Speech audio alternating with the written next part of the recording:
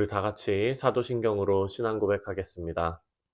전능하사 천지를 만드신 하나님 아버지를 내가 믿사오며 그 외아들 우리 주 예수 그리스도를 믿사오니 이는 성령으로 잉태하사 동정녀 마리아에게 나시고 본디오 빌라도에게 고난을 받으사 십자가에 못 박혀 죽으시고 장사한 지 사흘 만에 죽은 자 가운데서 다시 살아나시며 하늘에 오르사 전능하신 하나님 우편에 앉아 계시다가 저리로서 산 자와 죽은 자를 심판하러 오시리라.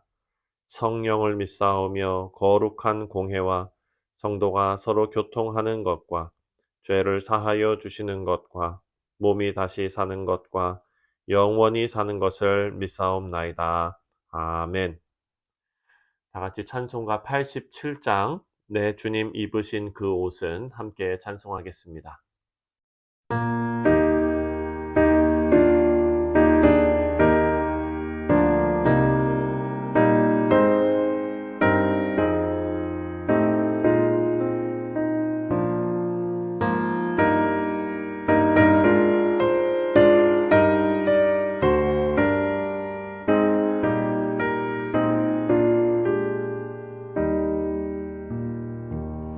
내 주님 입으신 그 옷은 참 아름다워라.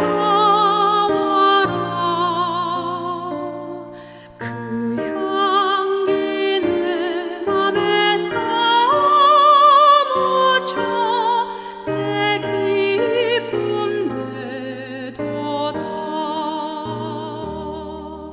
시온 성보다 더 찬란한 저 천성 떠나서 이 세상 오신 예수님 참 내 구세 주. 내 주는 스라인 고통을 다 견디셨도다. 주지신 십자가 대할 때 나 눈물 흘리네. 시온 성보다 더 찬란한 저 천성 떠나서 이 세상 오신 예수님 참 내 구세 주.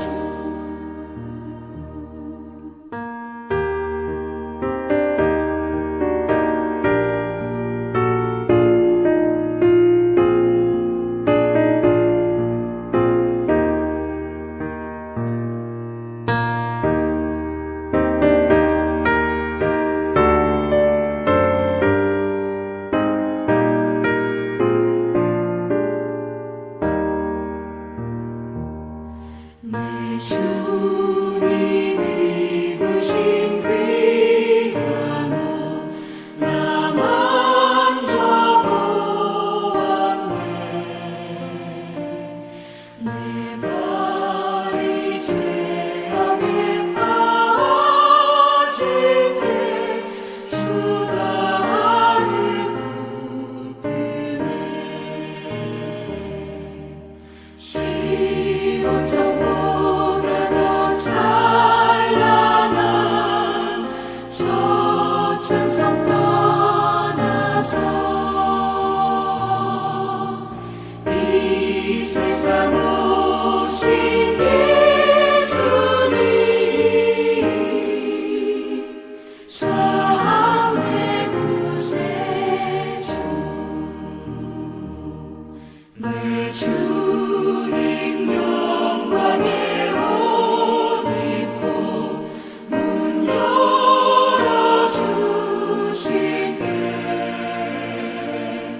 나 주님 나라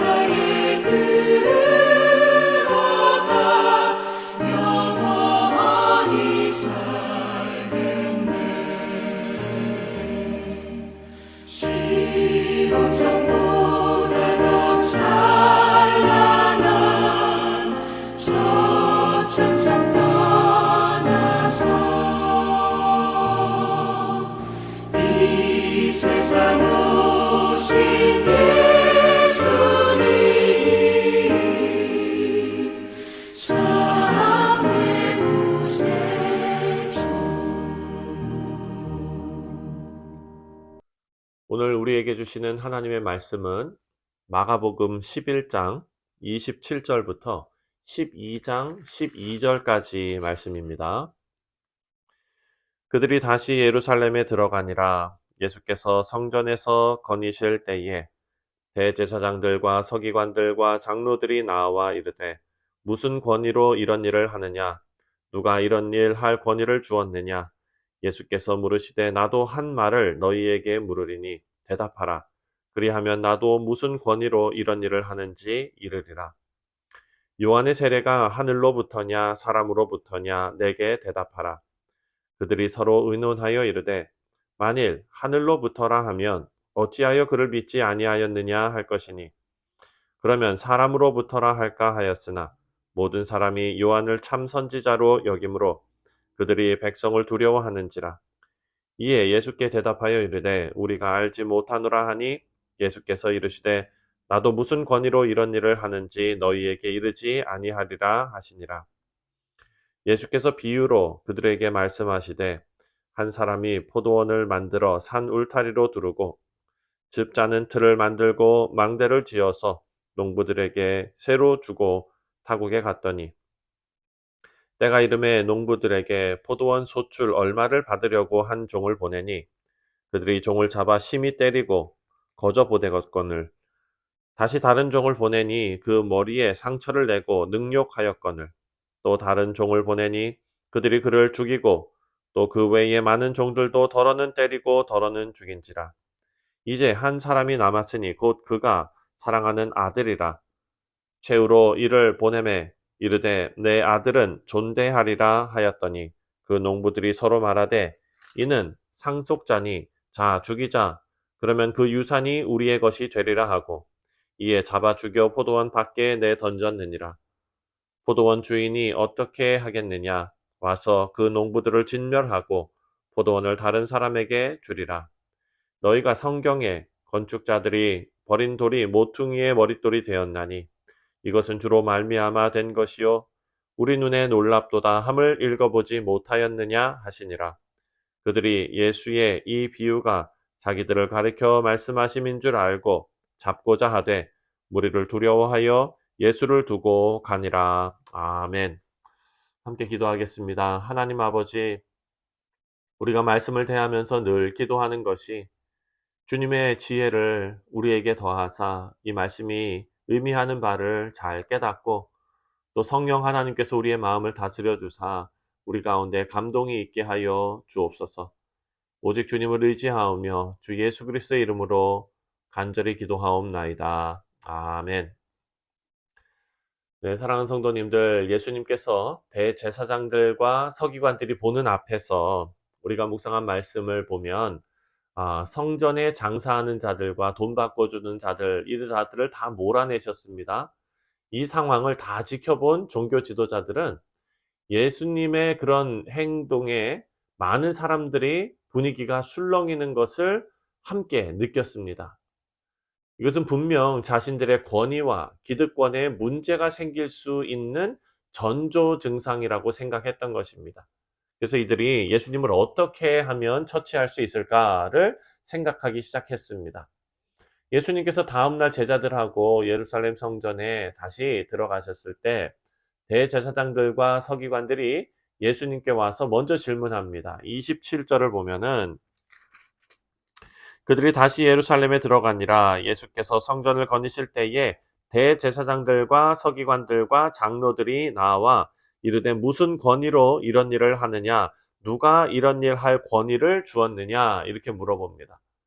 예수님께 도대체 무슨 권위로 이제 성전에서 상인들, 그 물건을 파는 사람들, 돈을 바꿔주는 사람들을 쫓아내는 일을 했느냐라는 겁니다.